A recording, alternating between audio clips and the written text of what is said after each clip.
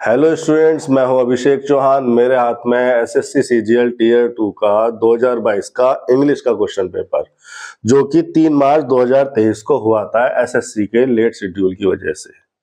इस वीडियो में मैं आपको पूरा क्वेश्चन पेपर सोल्व करके दिखाऊंगा, साथ ही मैं आपको बताऊंगा कि किस तरह के क्वेश्चन को किस तरह से अप्रोच करना है। पीक्यूआरएस में पैराजंबल में आपकी क्या अप्रोच होनी चाहिए, क्या स्ट्रेटेजी होनी चाहिए, किस तरह से क्या स्ट्रेटेजी से उस लॉजिकल सीक्वेंस को पहचानना है, कॉम्प्रिहेंशन किस तरह से सोल्व करने हैं, बाकी के क्वेश्चंस को भी कम समय में अच्छे से अच्छे तरीके से कैसे करना है।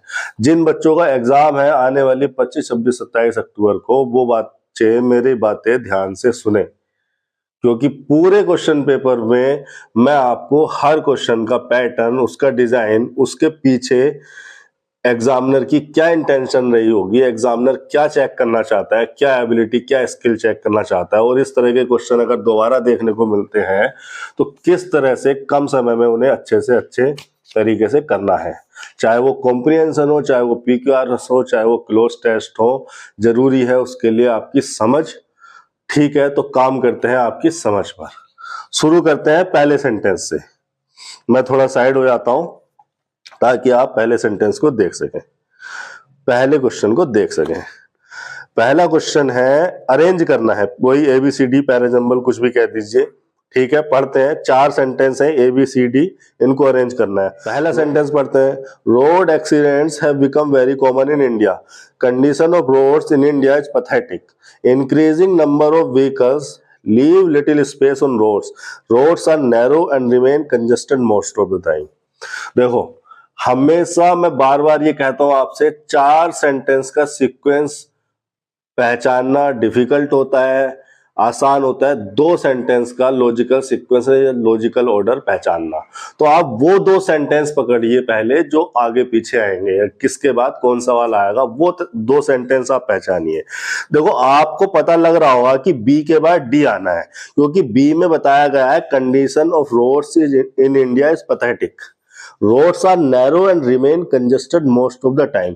वो कैसे पैथेटिक है? Condition of roads in India is pathetic, लेकिन वो कैसे पैथेटिक है इसका एक्सप्लेनेशन दिया गया है डी में। तो बी के बाद डी आना है। अब बी के बाद डी आने वाले 2 ऑप्शन है, तीसरा भी चौथा भी। अब हमें इनमें से एलिमिनेट करने के लिए सी या ए का कॉम्बिनेशन भी देखना पड़ेगा, या देखना पड़ेगा डी और सी का कॉम्बिनेशन या सी और बी का कॉम्बिनेशन। ठीक है, अगर हमें 2 सेंटेंस का लॉजिकल ऑर्डर पता चल गया है और हमारे एक या 2 ऑप्शन एलिमिनेट हो गए हैं, तो बाकी के 2 ऑप्शन में से एक ही ऑप्शन को तो एलिमिनेट करना है, तो ऑप्शन को मैच कर लो। पहले तीसरा वाला मैच कर लेते हैं, बी डी सी ए। यानी कि अगर बी शुरू में आएगा, condition of roads in India is pathetic, D होगा roads are narrow and remain congested most of the time, तो इसके बाद सी आ सकता है क्या? Road accidents have become very common in India. Increasing number of vehicles leave little space on roads. या ए C B D आना चाहिए। Road accidents have become very common in India. Increasing number of vehicles leave little space on roads. नहीं, B D, उसके बाद सी और ए होना चाहिए। देखो, पहले तो ये बताया कि increasing number of vehicles leave little space on roads. ये जो सी है, इसका कॉम्बिनेशन बन रहा है एकदम डी से, यानी कि सी का लॉजिकल ऑर्डर बन रहा है डी से, क्योंकि डी में उसने बताया roads are narrow and remain congested. उसके बाद सी, एकदम उसका लॉजिकल ऑर्डर देखिए। सी में उसने बताया है कि कंजेस्टेड है, रोड्स नैरो है, उसमें भी increasing number of vehicles leave little space on roads, और इसी का रिजल्ट है road accidents have become very common in India. तो इसका सही ऑप्शन होगा बी डी सी ए। इस तरह से अगर हम 2 सेंटेंसेस के लॉजिकल ऑर्डर को पहचान लेते हैं तो हमारे बाकी के ऑप्शन एलिमिनेट हो जाते हैं। कभी कभी तो 3 ऑप्शन एलिमिनेट हो जाते हैं, एक ही ऑप्शन बचता है। बस ये पता लगाना है कि इन 2 सेंटेंस में ये लॉजिकल ऑर्डर तो कांस्टेंट रहेगा ही रहेगा, मतलब इसके बाद तो ये आएगा ही आएगा, बाकी चाहे कुछ भी कहीं भी आए। ठीक है, दूसरे सेंटेंस पे चलते हैं। Select the most appropriate meaning of the highlighted idiom. अब यहाँ पे एक अंडरलाइन जो वर्ड है, ये एक इडियम दिया है, इसका मीनिंग बताना है कि क्या एप्रोप्रिएट मीनिंग होगा। मैं हमेशा अपने स्टूडेंट्स को बोलता हूँ, वो कई बार क्या करते हैं कि वो सिर्फ केवल अंडरलाइन पार्ट को देखते हैं और इडियम का मीनिंग या किसी वर्ड फ्रेज का मीनिंग छांटने लगते हैं कि बस इसका सिमिलर मीनिंग 4 ऑप्शन में से मिल जाए। टाइम बचाने के लिए वो ऐसा करते हैं। लेकिन सही अप्रोच ये है कि पूरे सेंटेंस को पढ़ा जाए, क्योंकि कभी कभी किसी वर्ड का या किसी ईडियम का जो मीनिंग होता है वो एक से ज्यादा मीनिंग होते हैं। अब एक से ज्यादा मीनिंग में कोई वर्ड या कोई ईडियम यूज हो सकता है या कोई फ्रेजल वर्ब यूज हो सकती है, तो इस सिचुएशन में क्या मीनिंग है ये कंटेक्स्ट से तो पता चलेगा, और कंटेक्स्ट है पूरे सेंटेंस में, तो जरूरी है पूरे सेंटेंस को पढ़ना। It was a catch 22 situation for the manager. ठीक है, अब इस इडियम का मीनिंग देख लेते हैं। वर्दी सक्सेसर टू द थ्रोन, नहीं। A positive outcome in a tough situation, hailed as the ultimate champion, a difficult situation in which the solution to a problem is impossible। दूसरे का फोर्थ ऑप्शन होगा, previous year से आया हुआ question है एकदम बिल्कुल, कैच 22 सिचुएशन, शायद ये प्रीवियस ईयर में आया हुआ है, वरना तो ये तो बहुत फेमस इडियम है। तीसरे सेंटेंस पे चलते हैं। Identify the pair of synonyms from the underline words in the given sentence. अब देखो ये थोड़ा नए तरह का क्वेश्चन है। एक सेंटेंस दिया है, उसमें कुछ वर्ड्स दिए हैं जिनको अंडरलाइन किया गया है। इन सारे वर्ड्स में से वो दो वर्ड्स का पेयर बताना है जो एक दूसरे का सिनोनियम होगा। जैसे कि it was a fairly foul day as omens could be seen in abundance from the threshold of his border town ever since the down struck. अब इन सारे शब्दों का मीनिंग पता होना चाहिए, मैं आपको बता देता हूं। फेयरली बना है, फेयरली एक एडवर्ब है, फेयर से बना है, फेयर का मतलब आप जानते हैं, उससे से बना है फेयरली। फाउल का मतलब होता है एक्सट्रीमली अनप्लेजेंट। डे का मतलब आपको पता है। ओमन्स का मतलब होता है इंडिकेशन या कि कोई संकेत आने वाली डेंजरस चीजों के बारे में, किसी भी कोई इवेंट होने वाला है, कोई सिचुएशन के बारे में एक संकेत जो कि पहले आ जाता है। As omens could be seen in abundance, abundance का मतलब in great amount, in great quantity, बहुत ज्यादा मात्रा में कुछ। From the threshold of his border town ever since the down struck. Threshold का मतलब होता है वो पॉइंट जहां से कोई चीज स्टार्ट होती है, जहां से आप कोई चीज एक्सपीरियंस करना शुरू करते हो। Threshold of his order, threshold of his border town, border का मतलब आपको पता है ऐसा टाउन जो बॉर्डर पे हो। Ever since the down struck, dawn का मतलब होता है सूर्य की पहली किरण या फिर वो पॉइंट जहां से कुछ स्टार्ट होता है। डाउन के दो मीनिंग है, तो इसका सही ऑप्शन हो जाएगा तीसरे का फर्स्ट। थ्रेशोल्ड और डाउन को करीब करीब एक दूसरे का सिनोनियम कहा जा सकता है। देखो डाउन का जो फॉर्मल मीनिंग है वो है जब सूर्य उगता है, सूर्य की जो फिनोमिना है, ये जो वो टाइम पीरियड है उसको डाउन कह सकते हैं। लेकिन अगर इसका देखेंगे दूसरा मीनिंग, तो डाउन का एक मीनिंग ये भी हो सकता है एक पॉइंट या वो सिचुएशन जहां से दिन स्टार्ट होता है, दिन या बाकी सारी चीजें स्टार्ट होती हैं, उसको भी डाउन कहा जा सकता है। तो लगभग ऑलमोस्ट सिनोनियम हो सकते हैं ये। बाकी को ऑप्शन देख लेते हैं। डे और बॉर्डर तो बिल्कुल अलग है, फॉल और ओमेंस बिल्कुल अलग है, फेयरली और अवेंडनेस भी बिल्कुल अलग है। चौथे सेंटेंस पे आ जाते हैं। Given sentence in reported speech, ठीक है। डायरेक्ट इनडायरेक्ट का सेंटेंस है, Joey said to the girl how are you doing. ठीक है, अगर आगे क्वेश्चन है, अगर क्वेश्चन दिया गया है तो सेड टू को आस्क से चेंज करोगे। जोई आस्क द गर्ल हाउ, ऐसे आ जाएगा कंजंक्शन बन के। यू को गर्ल के हिसाब से चेंज कर दोगे सी, आर का कर दोगे सेड के हिसाब से वाज, डूइंग वैसे ही रहेगा। तो फोर्थ का दूसरा ऑप्शन, ये तो मक्खन सेंटेंस है। देखिए ऐसे सेंटेंस तो हर बच्चा कर ही लेगा, टीचर का यहाँ पे ज्यादा रोल नहीं है। ये तो आप अगर टीयर 2 में हो या सीजीएल की तैयारी कर रहे हो तो बहुत ही इजी सेंटेंस है। अगले क्वेश्चन पे चलते हैं, पांचवा। Select the most appropriate option to fill in the blank. Many students do not attention in botany class. तो एग्जिबिट, एग्जिबिट का मतलब क्या होता है? एग्जिबिट का मतलब होता है टू शो पब्लिकली, किसी चीज को पब्लिक को दिखाना या नुमाइश करना। मेले वगैरह में जाते हैं या मार्केट में जाते हैं तो वहां पे एग्जीबिशन लगे होते हैं। किसी का कपड़ों का शोरूम है तो उसने पूरी दुकान के बाहर कपड़े लगाए हुए हैं, या किसी की स्टेशनरी की दुकान है तो उसने किताबें लगाई हुई हैं, उसको एग्जीबिशन बोलते हैं। नुमाइश करना, टू शो पब्लिकली। एग्जिबिट का मतलब टू शो पब्लिकली। ट्रेस का मतलब है किसी को ट्रैक करना, मतलब कि ये पता लगाना कि कहाँ पे क्या सिचुएशन हुई है। जैसे इंटरसेप्ट करना, इंटरसेप्ट करना कि किसी के पाथ का पता लगाना। पे, पे सही होगा। अटेंशन के लिए पे आता है, pay attention, many student do not pay attention in botany class.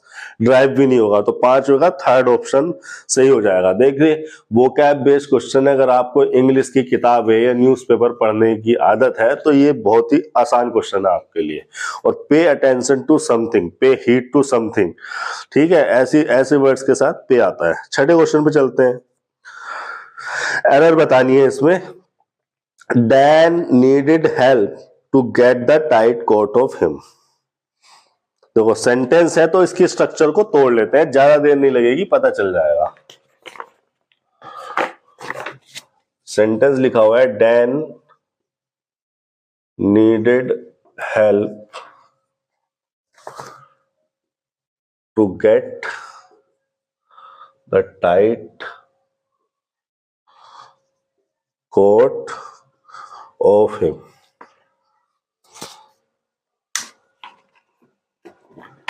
Dan तो नाउन है। अब आपको पता है नाउन या तो सब्जेक्ट हो सकता है या ऑब्जेक्ट हो सकता है। ऑब्जेक्ट का यहां कोई स्कोप नहीं है, सब्जेक्ट ही होगा। नीडेड, नीडेड है यहां पर main verb. Main verb verb की सेकंड फॉर्म में आई है। अब जो मेन वर्ब है अगर वो एक्शन नेचर की है, एक्शन वर्ब है, तो ट्रांजिटिव हो सकती है या इंट्रांजिटिव। यानी कि ये किस तरह की वर्ब है, ये है ट्रांजिटिव नेचर की वर्ब। ट्रांजिटिव नेचर की वर्ब वो वर्ब होती है जो अपने बाद ऑब्जेक्ट लेती है। और ऑब्जेक्ट क्या होगा, ऑब्जेक्ट भी कोई नाउन या प्रोनाउन होगा। यानी कि अगर ये ट्रांजिटिव नेचर की वर्ब है तो इसके बाद क्या आएगा, इसका ऑब्जेक्ट। इसी चैनल में पूरे के पूरे लेक्चर मैंने डाले हुए हैं वर्ब के ऊपर। वर्ब पूरा चैप्टर मैंने डाला हुआ है, उसमें मैंने बताया हुआ है कि मेन वर्ब क्या होती है, वो ट्रांजिटिव वर्ब क्या होती है, एक्शन वर्ब क्या होती है, इंट्रांजिटिव वर्ब क्या होती है, ट्रांजिटिव वर्ब के बाद ऑब्जेक्ट क्यों आता है। क्यों का कारण पता होना चाहिए। मैं खुद भी जानता हूं और मेरे स्टूडेंट को हमेशा पता होता है कि कोई भी वर्ड सेंटेंस के स्ट्रक्चर में क्यों लिखा है। अब अगर ये ट्रांजिटिव वर्ब है तो ट्रांजिटिव वर्ब का ऑब्जेक्ट, और ऑब्जेक्ट खुद कोई नाउन या प्रोनाउन हो सकता है। प्रोनाउन का तो यहाँ पे सवाल नहीं, ये लिखा है यहाँ पर नाउन। देखो हेल्प जो वर्ड है वो वर्ब भी हो जाता है, नाउन भी। ऐसे बहुत सारे वर्ड होते हैं जो एक से ज्यादा पार्ट ऑफ स्पीच में होते हैं। कोई भी वर्ड किस पार्ट ऑफ स्पीच में होगा ये डिसाइड करता है उस वर्ड का फंक्शन। ठीक है, आगे आगे लिखी है 2 + V1 यानी कि इन्फिनेटिव। अब ये जो इन्फिनेटिव है ये अपने फंक्शन के आधार पर अपना पार्ट ऑफ स्पीच लेंगे, जैसे कि हर वर्ड लेता है। ये इन्फिनेटिव जो है नाउन भी हो सकते हैं, एडजेक्टिव भी हो सकते हैं, एडवर्ब भी हो सकते हैं। कोई भी इन्फिनेटिव नाउन कब होगा, सेंटेंस की स्ट्रक्चर में कोई भी इन्फिनेटिव नाउन कब होगा, जब वो सब्जेक्ट या ऑब्जेक्ट हो रहा होगा। भाई नाउन सब्जेक्ट या ऑब्जेक्ट ही तो होते हैं। लिंकिंग वर्ब का कॉम्प्लीमेंट भी हो जाते हैं। अब क्या लिंकिंग वर्ब है, लेक्चर पढ़ा हुआ है, देख ले वहां से। यानी कि कहने का मतलब ये है कि इन्फिनेटिव नाउन तब होगा जब वो सब्जेक्ट ऑब्जेक्ट के कॉम्प्लीमेंट बन रहा होगा। ना तो यहाँ पर सब्जेक्ट बन रहा, ना ऑब्जेक्ट बन रहा, ना कॉम्प्लीमेंट बन रहा, तो मतलब नाउन तो ये नहीं है। एडजेक्टिव तब होगा जब किसी नाउन को मॉडिफाई करने के लिए आया होगा। कोई भी वर्ड एडजेक्टिव तभी कहा जा सकता है जब वो किसी नाउन को मॉडिफाई करने के लिए आया हो। तो क्या टू गेट किसी नाउन के लिए आया है, कहां लिखा है कोई नाउन, भाई ये लिखा है, ये इससे पहले एक नाउन ही तो लिखा है। क्या टू गेट हेल्प के लिए आया है, कहा नहीं जा सकता, वी आर नॉट श्योर। लेकिन 2 + V1 इसके लिए जरूर आया है, इस नीडेड के लिए जरूर आया है। ये एक्चुअली में किसका रिप्लाई है, ये वाई का रिप्लाई है। क्यों चाहिए हेल्प, इसके लिए। यानी कि अगर इसकी जगह वाई लगा के देखेंगे तो हमें पता चलेगा कि हेल्प क्यों चाहिए। यानी कि इसको मैं बोलता हूं एडवर्ब ऑफ रीजन। भाई पर्पज ही तो बता रहा है, रीजन ही तो बता रहा है हेल्प क्यों चाहिए। यानी कि नीडेड जो वर्ब लगी हुई है उस वर्ब का रीजन ही तो बता रहा है, पर्पज ही तो बता रहा है। तो मैं इसको बोलता हूं एडवर्ब ऑफ रीजन। एडवर्ब इसलिए क्योंकि वर्ब को मॉडिफाई कर रहा है। पूरी इंग्लिश में, पूरी ग्रामर में कोई भी वर्ड, कोई भी फ्रेज, कोई भी क्लोज अगर वर्ब को मॉडिफाई करेगी तो वो एडवर्ब कहलाएगी। तो ये एडवर्ब इसलिए हुआ क्योंकि ये वर्ब को मॉडिफाई कर रहा है, वर्ब के लिए आया है। और एडवर्ब ऑफ रीजन या एडवर्ब पर्पज इसलिए हुआ क्योंकि ये रीजन बता रहा है, पर्पस बता रहा है कि हेल्प क्यों चाहिए, यानी कि इस नीडेड वर्ब का पर्पस बता रहा है। अब देखो भले से ये इन्फिनेटिव एडवर्ब बन गया, एडवर्ब बन गया है, लेकिन मूल रूप से तो एक ये वर्ब ही है। क्या कहा जाता है इन्हें? जितने भी पार्टिसिपल होते हैं, जीरेंड होते हैं या इन्फिनेटिव होते हैं, क्या कहा जाता है इन्हें? इन्हें कहा जाता है नॉन फाइनाइट वर्ब, यानी कि नॉन फाइनाइट वर्ब। कहा तो इन्हें वर्ब ही जा रहा है, मतलब ये नाउन, एडजेक्टिव या एडवर्ब के फंक्शन में आ जाते हैं, लेकिन मूल रूप से वर्ब ही होते हैं और इनमें वर्ब की सारी कैरेक्टरिस्टिक पाई जाती है। वर्ब की कैरेक्टरिस्टिक को ये छोड़ते नहीं है, भले ये नाउन, एडजेक्टिव या एडवर्ब की तरह काम करने लगे। तो इसमें वर्ब की कैरेक्टरिस्टिक है और ये वर्ब की कैरेक्टरिस्टिक है। गेट तो खुद एक वर्ब है। अब गेट अगर एक वर्ब है तो वर्ब भी एक्शन वर्ब हो सकती है, लिंकिंग वर्ब हो सकती है। अगर ये एक्शन वर्ब है तो किस नेचर की है? ट्रांजिटिव नेचर की वर्ब है। अगर ये ट्रांजिटिव नेचर की वर्ब है तो इसने अपने बाद अपना ऑब्जेक्ट ले लिया। क्या? The tight coat. कोट हो गया नाउन, टाइट हो गया उसके उस नाउन के लिए एडजेक्टिव, उस नाउन के लिए किसके लिए? कोट के लिए, और द लग गया आर्टिकल उस नाउन के लिए, कोट के लिए। यानी कि ये हो गई पूरी नाउन फ्रेज। अब क्या नाउन फ्रेज होती है, क्या एडजेक्टिव फ्रेज होती है, पूरा का पूरा लेक्चर मैंने इसी चैनल पे डाला हुआ है, वहां से आप देख लें कि क्या फ्रेज होती है, क्या क्लोज होती है। सेंटेंस की स्ट्रक्चर को ग्रामेटिकल तरीके से, टेक्निकल तरीके से समझना जरूरी है ये पता लगाने के लिए। अब देखो, to get the tight coat of him, of लगी है यहां पर प्रीपोजिशन और प्रीपोजिशन का ऑब्जेक्ट। ये जो ट्रांजिटिव वर्ब है ये नाउन फ्रेज इसका ऑब्जेक्ट हो गई। जिस तरह से इस ट्रांजिटिव वर्ब ने अपना ऑब्जेक्ट लिया, उसी तरीके से इस ट्रांजिटिव वर्ब ने भी अपना ऑब्जेक्ट लिया अपने बाद उस नाउन को। अब ये प्रीपोजिशन है, प्रीपोजिशन के बाद भी ऑब्जेक्ट आता है। प्रीपोजिशन लिखे क्यों जाते हैं? प्रीपोजिशन लिखे जाते हैं अपने बाद आने वाले नाउन प्रोनाउन को सेंटेंस में या सेंटेंस के किसी भाग से जोड़ने के लिए। तो प्रीपोजिशन के बाद जो नाउन प्रोनाउन लिखा जा रहा है उससे ही प्रीपोजिशन का ऑब्जेक्ट कहा जाता है। ठीक है, सेंटेंस की स्ट्रक्चर हमने समझ ली। अब बात है, अब नंबर है गलती पकड़ने का कि कहां पर एरर है। देखो एरर है यहां पर, ये प्रीपोजिशन ऑफ नहीं होगा, ऑन होगा, क्योंकि गेट ऑन का मतलब होता है, गेट ऑन या पुट ऑन का मतलब होता है टू वियर, पहनना। भाई क्यों चाहिए थी हेल्प? टाइट कोट था, टाइट कोट पहनने के लिए तो हेल्प चाहिए थी। तो to get the tight coat on him, ठीक है। टू गेट ऑन या पुट ऑन का मतलब होगा टू वियर। तो यहां पर इसमें एरर कहां पे हो जाएगी? छठे क्वेश्चन में इसका दूसरा ऑप्शन सही हो जाएगा, यहां पर है दूसरे में एरर।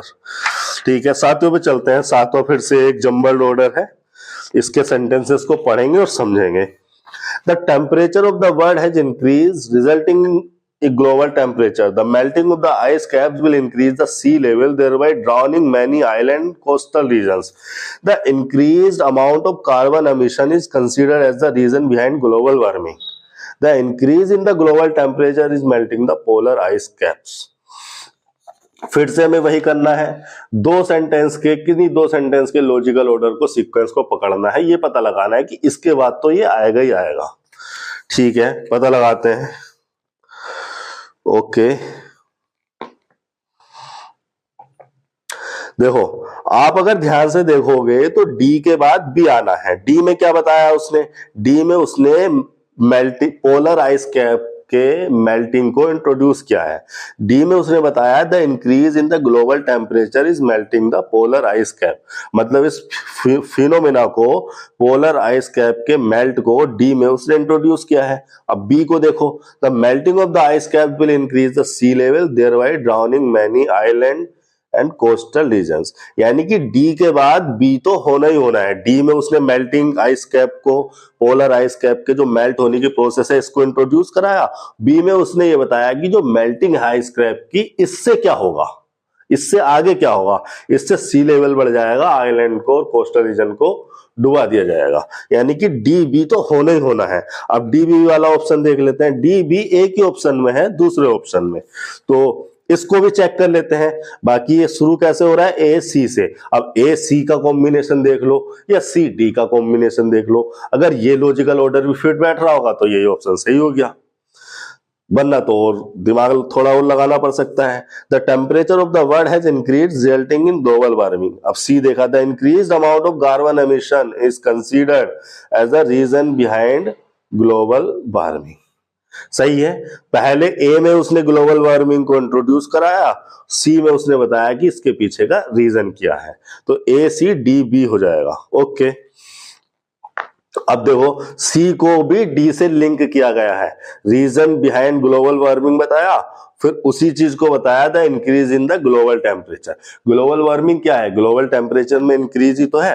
तो किसी भी अगर लॉजिकल ऑर्डर को आप पकड़ लेते हैं तो आप सही ऑप्शन पे पहुंच जाएंगे, सारे ऑप्शन को में आपको खोना नहीं होता है। लेकिन लॉजिकल ऑर्डर को आप पकड़ तभी पाएंगे जब आपको चारों सेंटेंस समझ में आ रहे हो। तो समझने की कोशिश करो, इन्हें अपनी समझ बढ़ाओ। 8वें क्वेश्चन पे चलते हैं। 7वें का दूसरा सही हो गया। 8वां, identify the option that arranges, ठीक है, correct order to form a meaningful. ये भी पैराजंबल टाइप का ही है। इसमें देख लेते हैं क्या होगा। Then a nurse and a doctor came, ये तो नहीं होगा, देन से कोई सेंटेंस स्टार्ट नहीं होता है, देन से कोई पैराग्राफ स्टार्ट नहीं होता है, सेंटेंस भी स्टार्ट नहीं होता है। देन खुद एक पार्ट होता है किसी दूसरे वाले फिनोमेना का, पहले ये हुआ तब ये हुआ। After the terrible accident a car took Raman to the hospital. The two men carried him to a bed and put him in it carefully. अरे इसकी तो क्रोनोलॉजी देख लो, पहले क्या हुआ होगा, एक्सीडेंट हुआ होगा, उसके बाद कार रमन को हॉस्पिटल लेके गई होगी, उसके बाद दो आदमियों ने उठा के उसे बेड पर रखा होगा, उसके बाद ही तो नर्स एंड डॉक्टर आए होंगे। यही तो होता है जब किसी का भी एक्सीडेंट होता है। इसकी तो सिंपल क्रोनोलॉजी, बहुत ही सिंपल है ये, यानी कि बी सी डी ए हो जाएगा। 8वें का 4th। 9वां क्वेश्चन, ठीक है, 9वें क्वेश्चन पे चलते हैं। फिल इन द ब्लैंक्स है। The wind so powerfully that the door closed, blues blow. अब देखो यहां पर द विंड अगर नाउन है तो ये सब्जेक्ट हो रहा होगा और इसके बाद मेन वर्ब आनी है। दो क्लोज है तभी डेट लगाया गया है, कंजंक्शन दो क्लोजेस को जोड़ने के लिए। तो ब्लू और ब्लूज तो हो नहीं सकते क्योंकि वो तो नाउन है, रंगों के नाम है। बिलो हो सकता है या बिलो हो सकता है। अब देखो जो डेट क्लोज है, जो सबऑर्डिनेट क्लोज है, वो वर्ब की सेकंड फॉर्म में है।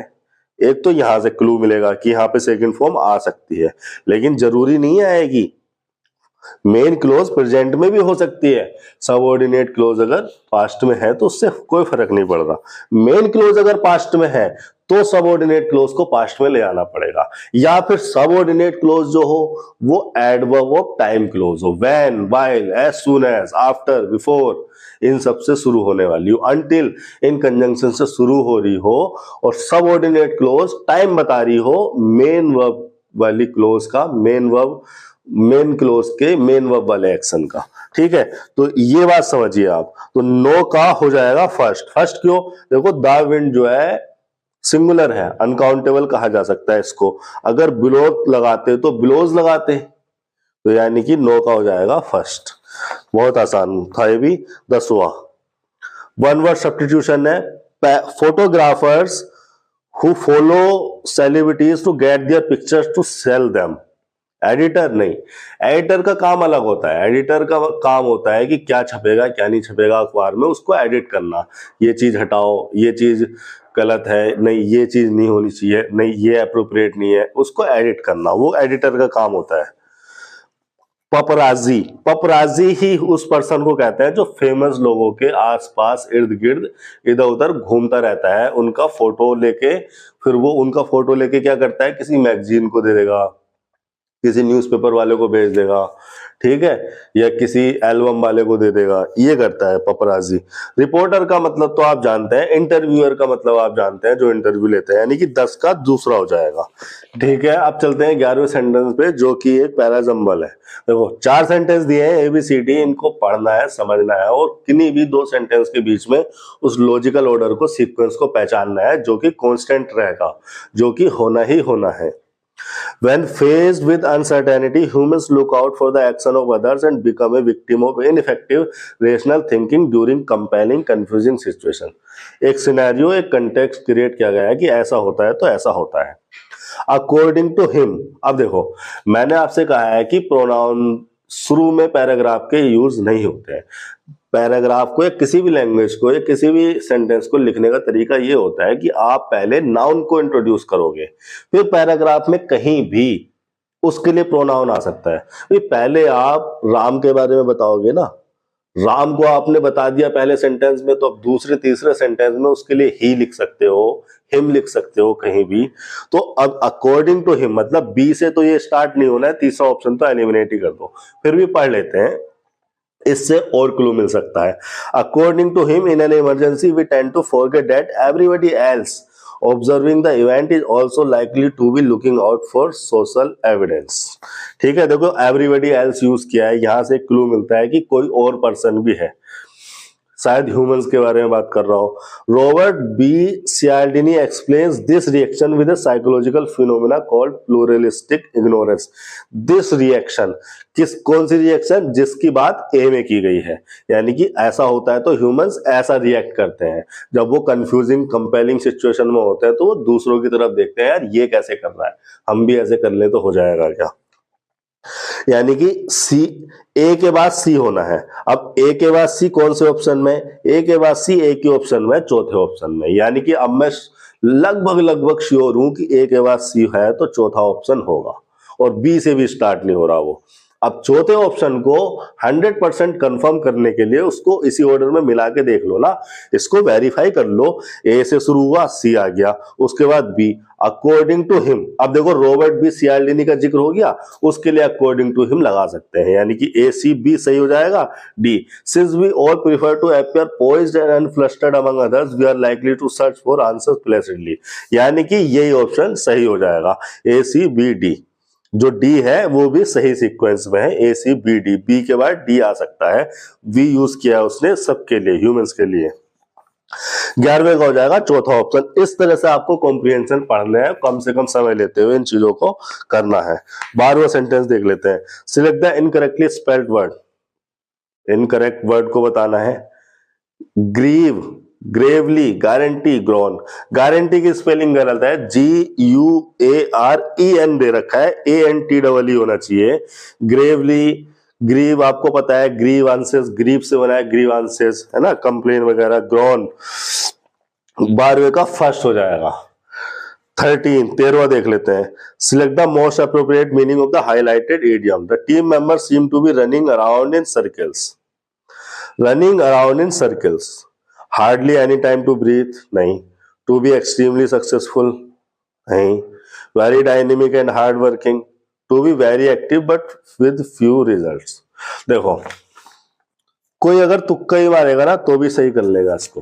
रनिंग अराउंड इन सर्कल्स का मतलब क्या है? रनिंग अराउंड सर्कल्स का मतलब है जहां से चले वहीं पे आ गए। अगर यहां से चले तो यहीं पे आ गए, मतलब रनिंग तो कर रहे हैं, एक्टिव तो बहुत है, रनिंग कर रहे हैं, मेहनत कर रहे हैं, लेकिन जहां से चले वहीं पे आ गए, मतलब कोई कंक्लूजन मिला नहीं, कोई रिजल्ट मिला नहीं। तो इसका हो जाएगा 13 का चौथा, यानी कि to be very active but with few result. Running around in circles, चारों तरफ दौड़ रहे हैं, सर्किल में दौड़ तो रहे हैं, एक्टिव तो बहुत है, मेहनत तो बहुत कर रहे हैं, लेकिन जहां से शुरू कर रहे हैं वहीं आ जा रहे हैं बिना किसी रिजल्ट के, किसी कंक्लूजन पे नहीं पहुंच रहे। 14 फिर से पैरा जंबल है, वही तरीका रहेगा।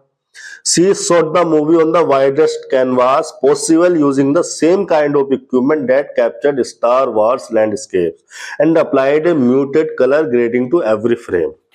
She said last year that she wanted to ensemble film to look like a faded postcard. The ensemble film किसकी बात कर रहा है? The ensemble film, okay. Polly lends the central conversation a visual gravitas normally reserved for epics. देखो Gravitas का मतलब होता है डिग्निटरी, ये कोई सीरियसनेस को, डिग्निटी को या सीरियसनेस को बोलता है ग्रेविटास। ग्रेविटी का मतलब essence of the situation, seriousness of the situation.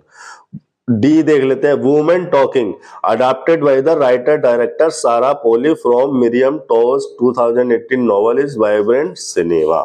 अब देखो डी और सी में एक लॉजिकल सीक्वेंस दिख रहा है मुझे। डी में इसने बताया writer director Sarah Polley from Miriam Toews 2018 novel, ठीक है, और सी में इसने शॉर्ट फॉर्म यूज की है Polley lands the central conversation a visual gravitas normally is reserved for epics. हालांकि ये एक सीक्वेंस दिख तो रहा है लेकिन ये इतना स्ट्रॉन्ग सीक्वेंस नहीं है। चलो डी सी को देखते हैं कहाँ है। डी सी एक ही ऑप्शन में है 14 के फर्स्ट में, इसको पहले वेरीफाई कर लेते हैं। क्या डी से स्टार्ट हो सकता है? बिल्कुल हो सकता है। डी एक इंट्रोडक्टरी सेंटेंस है। मैंने आपको बताया जो इंट्रोडक्टरी सेंटेंस है वो पैराग्राफ के स्टार्टिंग में ही आते हैं। सी पहले में, ए में और बी में दोनों में सी यूज हो रहा है। प्रोनाउन से पैराग्राफ को स्टार्ट करना अच्छी बात नहीं है। कहीं बीच में से आ गया कोई पैराग्राफ तो अलग बात है, लेकिन अगर आपको एक पैराग्राफ दिया है तो ऑब्जेक्टिवली पहले आप उस नाउन का जिक्र करेंगे, उसके बाद प्रोनाउन का जिक्र करेंगे ना। यही होता है लैंग्वेज को लिखने का तरीका। तो ए और बी से स्टार्ट करना अच्छी बात नहीं है। ऐसा नहीं है कि स्टार्ट नहीं हो सकता है। मान लो कोई स्टोरी है, 20 लाइनों की स्टोरी है, 4 पैराग्राफ में, 5 पैराग्राफ में, पैराग्राफ 1 2 3 4 5। पैराग्राफ 2 में उस नाउन का जिक्र है, पैराग्राफ 3 को उठा के दे दिया आपको। अब पैराग्राफ 3 को उठा के दे दिया पैराजंबल में, तो पैराग्राफ 2 में उस नाउन का जिक्र आ गया, रहीम का। अब उसके लिए वो ही यहाँ यूज कर रहा है, लेकिन इस तरह से देता नहीं है। एसएससी सीजीएल टीयर 2 का एग्जाम हो रहा है, ठीक है, आप समझिए इस बात को। तो कहने का मतलब है ए और बी से स्टार्ट नहीं होगा। और देखो किसी भी ऑप्शन में ए और बी से स्टार्ट नहीं है। डी सी, अब देखो डी सी में या तो सी ए का कॉम्बिनेशन देख लो या ए और बी का कॉम्बिनेशन देख लो। डी सी ए, क्या सी के बाद ए आ सकता है? बिल्कुल आ सकता है। Polley lands the central conversation visual capitals normally reserve for epics. She shot the movie on the widest canvas possible using the same kind of equipment Get capture Star Wars। ठीक है, ए के बाद बी आ सकता है। She said last year that she wanted to ensemble film to look like a faded postcard। थोड़ा tough है, लेकिन इतना भी टफ नहीं है। अगर आप अंदाजा लगाओगे, अगर आप 2 क्लू पकड़ लोगे कि डी के बाद सी आना है और ए के बाद बी आ सकता है और सी के बाद ए आना भी कोई ऐसा कॉन्ट्राडिक्शन नहीं है, कोई बहुत बड़ा लॉजिक नहीं मिल रहा, लेकिन कोई कॉन्ट्राडिक्शन भी नहीं मिल रहा। तो डी सी ए बी 14 का फर्स्ट सही हो जाएगा। ठीक है, थोड़ा टफ है बाकी के पैराजंबल से, लेकिन उतना भी टफ नहीं है। 15, select the option that expresses the given sentence in active voice. Active voice में बनाना है। The cannons are being fired continuously by them. देखो, एक्टिव से पैसिव या पैसिव से एक्टिव में कन्वर्ट करते हुए सबसे जरूरी बात जो आपको ध्यान रखनी है, टेंस और मीनिंग चेंज नहीं होना चाहिए। और देखो, ये 1 या 2 ऑप्शन में तो टेंस चेंज कर देता है, 1-2 ऑप्शन में ये मीनिंग चेंज कर देता है, यही करता है वो। दे हैव फायर्ड, यहाँ पे ऊपर आर बीइंग फायर्ड हो रहा था, कंटिन्यूअस में रहेगा और प्रेजेंट में रहेगा। इस हिसाब से तो 15 का दूसरा हो गया। बिल्कुल मक्खन क्वेश्चन है, ज्यादा इस पर टाइम वेस्ट नहीं करेंगे। 16वें पे चलते हैं। Hrithik is slow than Heer. Comparative degree का यूज हो रहा है तो स्लोअर आ जाएगा, 16 का फर्स्ट हो जाएगा। 17वां यूज करेंगे। ग्रामेटिकल एरर पहचाननी है। We should sorted out the problem ourselves rather than depending on the third party. 17वें पे चलते हैं। ग्रामेटिकल एरर पहचाननी है। We should sorted out the problem ourselves rather than depending on the third party. देखो, should modal है और modal के साथ वर्ब की फर्स्ट फॉर्म आती है। सॉर्टेड आउट की जगह सॉर्ट आउट होगा, यानी कि 17वें का पहले में ही एरर है, 17वें का पहला ऑप्शन हो जाएगा। लेकिन ये तो हो गई गलती छांटने वाली बात। चाहे एक टीचर का काम है, वो एक टीचर को करने दो। सेंटेंस की स्ट्रक्चर को समझ लो, क्योंकि इसकी सेंटेंस में एक ऐसा पेज और है जहां पर कोई ग्रामेरियन गलती निकाल सकता था, लेकिन वहां होगी या नहीं होगी मैं आपको बता देता हूं। 17वां सेंटेंस देख लेते हैं, इसको हटाना पड़ेगा यहां से। भी सबको पता है प्रोनाउन है, सब्जेक्टिव केस में है। तो प्रोनाउन है, प्रोनाउन हो सकते हैं सब्जेक्ट या हो सकता है ऑब्जेक्ट। अब देखो, पहली बात तो ऑब्जेक्ट का सेंटेंस के स्टार्टिंग में कोई स्कोप नहीं। ऑब्जेक्ट होता तो या तो ट्रांजिटिव वर्ब का ऑब्जेक्ट होता या फिर प्रीपोजिशन का ऑब्जेक्ट होता। पूरी ग्रामर में और कहीं ऑब्जेक्ट नहीं होते, या तो ट्रांजिटिव वर्ब का ऑब्जेक्ट होता है या प्रीपोजिशन का ऑब्जेक्ट होता है। क्या होते हैं ट्रांजिटिव वर्ब? मैंने लेक्चर डाला हुआ है इसी चैनल पर, देख लेंगे तो बेहतर रहेगा आपके लिए। ट्रांजिटिव वर्ब का ऑब्जेक्ट होता है या प्रीपोजिशन का ऑब्जेक्ट होता, अगर वी ऑब्जेक्ट होता तो। अब इससे पहले ना तो कोई ट्रांजिटिव वर्ब लिखी है, ना इससे पहले कोई प्रीपोजिशन लिखी है। ये हुआ ग्रामर की स्ट्रक्चर के हिसाब से पता लगाना कि वी यहाँ पर ऑब्जेक्ट नहीं होगा। लेकिन आप एक बात और जानते हैं कि ये जो प्रोनाउन होते हैं इनके केस होते हैं। सब्जेक्टिव केस अलग होता है, ऑब्जेक्टिव केस अलग होता है, पजेसिव केस अलग होते हैं, डिटर्मिनर अलग होता है, पजेसिव प्रोनाउन अलग होता है। तो ये जो वी है तो सब्जेक्टिव केस में लिखा है, ऑब्जेक्टिव केस में तो अस होता, तो मतलब ये क्या है, सब्जेक्टिव है। तो प्रोनाउन हो गया यहां पर सब्जेक्ट ऑब्जेक्ट का स्कोप खत्म।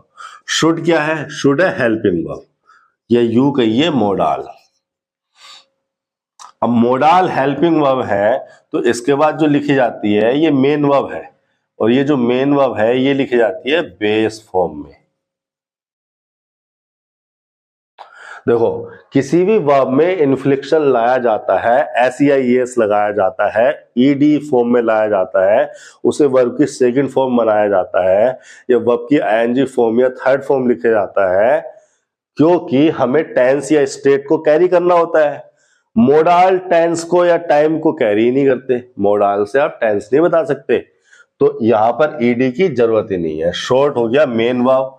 अब मेन वर्ब है ट्रांजिटिव नेचर की, ये जो शॉर्ट आउट है ये पूरी मेन वर्ब हो गई, बेस फॉर्म में आएगी, ईडी नहीं लगेगा। ट्रांजिटिव वर्ब की का मतलब ये है कि ट्रांजिटिव वर्ब अगर ये है तो ये अपने बाद ऑब्जेक्ट लेगी। ट्रांजिटिव वर्ब उन्हें कहा जाता है जो अपने बाद ऑब्जेक्ट लेती हैं, और ऑब्जेक्ट होता है कोई नाउन या प्रोनाउन, मतलब इस वर्ब के बाद कोई नाउन प्रोनाउन लिखा होगा, लिखा तो है, ये नाउन ही तो लिखा है भाई, ये नाउन, ये डिटर्मिनर, नाउन फ्रेज कह रहे हैं इसको। फ्रेज वर्सेस क्लोज का मैंने पूरा लेक्चर दिया हुआ है, देख लेंगे तो आपके लिए बेहतर रहेगा। बहुत अच्छे से मैंने डिटेल में समझाया हुआ है कि फ्रेज क्या होती है, क्लोज क्या होती है, उनके फंक्शन क्या होते हैं, किसी फ्रेज का क्लोज का कैसे पार्ट ऑफ स्पीच पता करेंगे, इस पर मैंने बहस की है। Sort out the problem. अब देखो ये आवर सेल्फ जो है ना, ये है एम्फेटिक प्रोनाउन। एम्फेटिक प्रोनाउन जो है वो एम्फेसाइज करने के लिए यूज होते हैं कि ये एक्टिविटी जो है हमने खुद ने की, किसी और से नहीं करवाई। अब और सेल्फ लग गया। अब देखो रेदर क्या है, रेदर एडवर्ब की तरह यूज होता है। देन क्या है, देन एक ऐसा वर्ड है जो कि प्रीपोजिशन भी हो सकता है और कंजंक्शन भी हो सकता है। यहां पर एक पेज है जहां पर मैं जानता हूं कि अच्छे अच्छे ग्रामरियन फंस जाएंगे, क्योंकि एसएससी को रूल रेगुलेशन से हैंडल करने वाले, या यूं कहिए एसएससी की इंग्लिश को रूल रेगुलेशन से रट्टा मारकर पढ़ने वाले बच्चों को और टीचर्स को भी एक बात रटाई जाती है कि देन के बाद हमेशा वर्ब की फर्स्ट फॉर्म लगाओ या बेयर इन्फिनिटिव लगाओ। यहां पर तो वर्ब की आईएनजी फॉर्म लगी हुई है, यहां पर क्या करोगे अब, क्या इसमें गलती बताओगे या इसमें, या यूं कहोगे कि नहीं साहब ये बड़ी गलती है, ये छोटी गलती है, तो इस वाले को मान लेंगे। देखो समझ लेते हैं। देन कंजंक्शन होता है तब उसके साथ बेयर इन्फिनिटिव या वो वर्ब की वो फॉर्म आ सकती है जो फॉर्म आप यहां प्रीफर कर रहे हो, लेकिन देन यहां पर हो रहा है प्रीपोजिशन। अब अगर यहां पर प्रीपोजिशन हो रहा है, वो ग्रामरियन या देखो लिखने वाले की प्रेफरेंस है, उसने देन को किस तरह से यूज किया, वो क्या मीनिंग कन्वे करना चाह रहा था, वो उसने किस स्ट्रक्चर को प्रीफर किया, किस स्ट्रक्चर को किस मीनिंग में या किस अरेंजमेंट में उससे वो क्या मीनिंग निकालना चाह रहा था, देन को उसने प्रीपोजिशन की तरह यूज किया। अब आपको पता है प्रीपोजिशन के बाद आते हैं ऑब्जेक्ट। ऑब्जेक्ट का मतलब क्या, ऑब्जेक्ट का मतलब नाउन। अगर वर्ब लिखी होगी, डिपेंड क्या लिखा है, डिपेंड एक वर्ब भी तो है, अगर वर्ब लिखी होगी तो उसे वर्ब की आईएनजी फॉर्म में बनाओ। वर्ब की आईएनजी फॉर्म क्या हो गई, वर्ब की आईएनजी फॉर्म हो गई जीरेंट। अब जीरेंट खुद एक नाउन होता है, तो जीरेंट ऑब्जेक्ट का काम कर जाएगा। तो देन हो गया प्रीपोजिशन, और प्रीपोजिशन के बाद आते हैं ऑब्जेक्ट। ऑब्जेक्ट होता है कोई नाउन। अगर नाउन लिखा है तो सही है, लेकिन अगर वर्ब लिखी है तो वर्ब को बनाओ नाउन। वर्ब को नाउन बनाने का सीधा तरीका यह है कि उसको जिरेंट बना दो, क्योंकि जिरेंट सारे के सारे नाउन का काम करते हैं, इसलिए यहां पर लगाई उसने वर्ब की आईएनजी फॉर्म। अब डिपेंड भले सी नाउन बन गई, देखो डिपेंडिंग एक जिरेंट है और नाउन का फंक्शन में है, लेकिन इनको कहा जाता है नॉन फाइनाइट वर्ब। वर्ब कहा जाता है इन्हें। अब इनको वर्ब कहा जा रहा है इसलिए क्योंकि अभी भी वर्ब के कैरेक्टरिस्टिक को इसने छोड़ा नहीं है, वर्ब का कैरेक्टरिस्टिक इसमें है। तो किस तरह के किस नेचर की वर्ब है, ये खुद एक इंट्रांजिटिव वर्ब है। अगर इंट्रांजिटिव वर्ब है तो अपने बाद ऑब्जेक्ट लेगी नहीं, इंट्रांजिटिव वर्ब वो वर्ब होती है जिनके बाद ऑब्जेक्ट नहीं आता। क्यों नहीं आता ऑब्जेक्ट, क्यों ट्रांजिटिव वर्ब हमेशा ऑब्जेक्ट लेती है, इस पे मैंने जिक्र किया हुआ है, पूरा का पूरे मैंने इस पे लेक्चर बनाए हुए हैं, वो आप देख लेंगे तो सही रहेगा।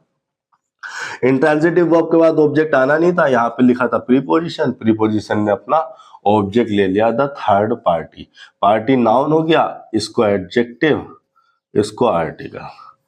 अब देखो इसमें एक नाउन भी है, एडजेक्टिव भी है, आर्टिकल है, तो इसे बोल क्या रहे हैं हम, नाउन फ्रेज। एडजेक्टिव फ्रेज क्यों नहीं कह रहे, आर्टिकल फ्रेज क्यों नहीं कह रहे, है ना भाई। इस पूरे ग्रुप ऑफ वर्ड्स में यहां से यहां तक जो लिखा है द थर्ड पार्टी, इसमें एक नाउन भी है, एक एडजेक्टिव भी है, एक आर्टिकल भी है, तो इसको नाउन फ्रेज ही को कहा जा रहा है, एडजेक्टिव फ्रेज को नहीं कहा जा रहा, आर्टिकल फ्रेज को नहीं कहा जा रहा। इन सब चीजों को समझना जरूरी है, ठीक है। प्रीपोजिशन का ऑब्जेक्ट हो गया, ये नाउन फ्रेज हो गई। तो गलती आपको पता है, सेंटेंस के स्ट्रक्चर मैंने आपको समझा दी। चलते हैं 18वें सेंटेंस पे। एक्टिव पैसिव का खेल है, the mistress appointed him monitor. Tense और मीनिंग सेम रहना चाहिए, देख लेते हैं क्या ऑप्शन होगा। He appointed mistress as monitor, यहां तो इसने एक्टिव का एक्टिव रखा, ये नहीं होगा। दूसरे और तीसरे ऑप्शन में उसने टेंस चेंज कर दिया, ये भी नहीं होंगे। चौथा ऑप्शन हो जाएगा, वहां पर टेंस भी सेम है, मीनिंग भी सेम है, he was appointed monitor by the mistress. इसके साथ साथ मैं एक बात और बताना चाहता हूं, ये जो appoint, nominate, name, call, think, consider, make, इस तरह की जो वर्ब है, इनके बाद ऑब्जेक्ट आता है, फिर उसके बाद ऑब्जेक्ट कॉम्प्लीमेंट आता है। जैसे इस सेंटेंस के स्ट्रक्चर को समझिए, बहुत अच्छा कॉन्सेप्ट है। एसएससी में प्रीवियस ईयर में इससे बहुत सारे क्वेश्चन आए हैं और यहां से कुछ भी पूछा जा सकता है। वो मैंने लिखा appoint, think, name, nominate, appoint जैसी एक वर्ब हो गई, nominate, think, consider, name, call, make हो जाएगा, इलेक्ट हो जाएगा, चूज हो जाएगा, etc, और भी हो सकते हैं दो चार। इस तरह की जो वर्ब होती हैं अपने बाद ऑब्जेक्ट के लेती हैं और फिर उस ऑब्जेक्ट का कॉम्प्लीमेंट आता है। मैं क्या कह रहा हूं, दो सेंटेंस से समझाता हूं। जैसे मैंने लिखा, she gave us some milk. C आपको पता है प्रोनाउन, मतलब सब्जेक्ट हो गया, गेव हो गई मेन वर्ब। अब मेन वर्ब है और अगर एक्शन नेचर की है, मेन वर्ब है और एक्शन नेचर की है, तो सवाल उठता है कि ये ट्रांजिटिव है या इंट्रांजिटिव, ट्रांजिटिव है या इंट्रांजिटिव। अब देखो ट्रांजिटिव तब होगी जब अपने बाद ऑब्जेक्ट लेगी। ऑब्जेक्ट आ तो रहा है, ये है, ये इसका दूसरा ऑब्जेक्ट है। कुछ ऐसी वर्ब भी होती हैं जो अपने बाद दो ऑब्जेक्ट लेती हैं, क्या दिया, किसको दिया, क्या दिया और किसको दिया। लेकिन इस वाले सेंटेंस में अगर आप देखोगे, ही appointed, the mistress appointed him monitor. जैसे मैं यहां पर सेंटेंस लिख दूं, the mistress appointed him monitor. अब अपॉइंटेड जो है, देखो ये जो वर्ब है गेव, ट्रांजिटिव वर्ब है, लेकिन ऐसी वर्ब है जो दो ऑब्जेक्ट ले रही है, इसको कहते हैं हम डाई ट्रांजिटिव वर्ब। पूरा एक लेक्चर पड़ा हुआ है इसी चैनल पे, आप देख लेंगे तो आपकी अंडरस्टैंडिंग क्लियर हो जाएगी। लेकिन अपॉइंटेड डाई ट्रांजिटिव वर्ब नहीं है। जब अपॉइंटेड डाई ट्रांजिटिव वर्ब नहीं है तो उसके बाद दो ऑब्जेक्ट कैसे आ गए, एक हिम आ गया, एक मॉनिटर आ गया। एक्चुअली में ये कोई इसका ऑब्जेक्ट नहीं है, ये इस ऑब्जेक्ट के बारे में, ये जो ऑब्जेक्ट लिखा था हिम, इसके बारे में ही कोई हिस्सा है, इसके बारे में ही कोई मीनिंग क्लैरिफाई कर रहा है। यहाँ पर सम मिल्क अलग है, अस अलग है, लेकिन यहाँ पर मॉनिटर और हिम एक ही पर्सन को कहा जा रहा है। तो इसको कहते हैं ऑब्जेक्ट कॉम्प्लीमेंट। ये बहुत अच्छा कॉन्सेप्ट है, मैंने हमेशा देखा है कि इस कॉन्सेप्ट से बहुत सारे क्वेश्चन जो है कॉम्पिटिटिव एग्जाम्स में, खासकर एसएससी और बैंक के एग्जाम में पूछे गए हैं। पूरा का पूरा लेक्चर पड़ा हुआ है, डिस्क्रिप्शन में मैं लिंक दे दूंगा। समय की कमी की वजह से अभी इस कॉन्सेप्ट को पूरी तरह से एक्सप्लोर नहीं कर सकते। अगले क्वेश्चन पे चलते हैं, 19वां क्वेश्चन। एंटोनियम बताना है प्लेसिड का। The Placid conversation between the two cricketers on A TV show arouse much controversy. देखो प्लेसिड का मीनिंग होता है हैविंग ए काम अपीयरेंस या काम या कूलनेस, जो कूल हो, काम हो, सरीन हो, गुस्सा ना करता हो, शांत रहता हो, उसको बोलते हैं प्लेसिड। क्या हो जाएगा इसका एंटोनियम? सार्डोनिक। सार्डोनिक का मतलब होता है ह्यूमरस, ह्यूमरस इन अनकाइंड वे, ठीक है। एंग्री, एंग्री हो जाएगा इसका एंटोनियम। प्लेसिड का मतलब शांत, एंग्री का मतलब गुस्सा। इनअप्रोप्रिएट तो नहीं, अप्रोप्रिएट का मतलब सुटेबल, इनअप्रोप्रिएट का मतलब होता है अनसुटेबल।